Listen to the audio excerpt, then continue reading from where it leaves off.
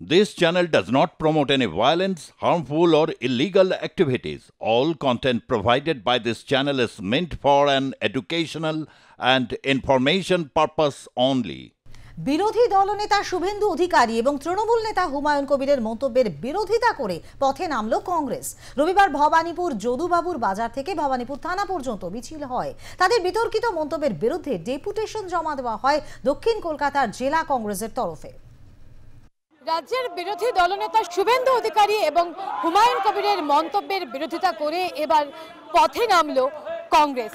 রবিবার ভবানীপুর থেকে ভবানীপুর যদুবাবুর বাজার থেকে ভবানীপুর থানা পর্যন্ত মিছিল করে গিয়ে শুভেন্দু অধিকারী এবং হুমায়ুন কবিরের বিরুদ্ধে তাদের অপমানজনক মন্তব্যের বিরুদ্ধে ডেপুটেশন দেওয়া হলো দক্ষিণ কলকাতা জেলা কংগ্রেসের তরফ থেকে।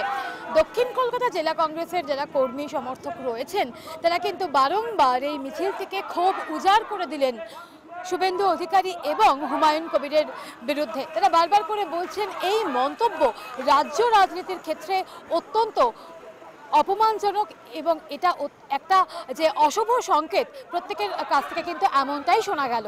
নাম হচ্ছে হুমায়ুন, একদিকে শুভেন্দু আর একদিকে হুমায়ুন। এই হুমায়ুন হিন্দুদের ওপরে যখন আক্রমণাত্মক বক্তব্য রাখলো তৃণমূল চুপ করে দেখলো, অ্যারেস্ট করলো না। তৃণমূলের প্রশাসন শুভেন্দু অধিকারীকে ছেড়ে রেখেছে, অ্যারেস্ট করছেন না। আমরা বলছি তৃণমূলের প্রশাসন আপনারা অ্যারেস্ট করেন শুভেন্দু অধিকারীকে। এই কথাটা বলার হিম্মত আপনাদের নেই কেন? যে কমিউনাল লাইনের ওপরে রাজনীতি চলছে, হিংসাত্মক রাজনীতি ছড়াচ্ছে, বিষ ছড়াচ্ছে, তাদেরকে কেন অ্যারেস্ট করা হচ্ছে না? পশ্চিমবঙ্গের মাটিতে তাদেরকে ছেড়ে রাখা হচ্ছে কেন?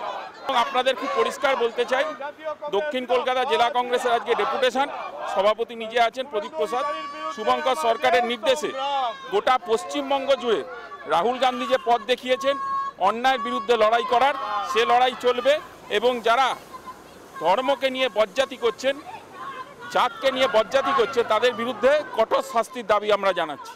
ভবানীপুর থানায় এসে সমাপ্ত হয় এই মিছিল এবং ভবানীপুর থানায় শুভেন্দু অধিকারী এবং হুমায়ুন কবিরের যে অপমানজনক মন্তব্য বলে অভিযোগ কংগ্রেসের, সেই অভিযোগের ভিত্তিতে কিন্তু ডেপুটেশন জমা দেওয়া হয় ভবানীপুর থানায় এবং তাদেরকে গ্রেফতার করা হয় সেই বিষয়েও কিন্তু কথা বলা হয়।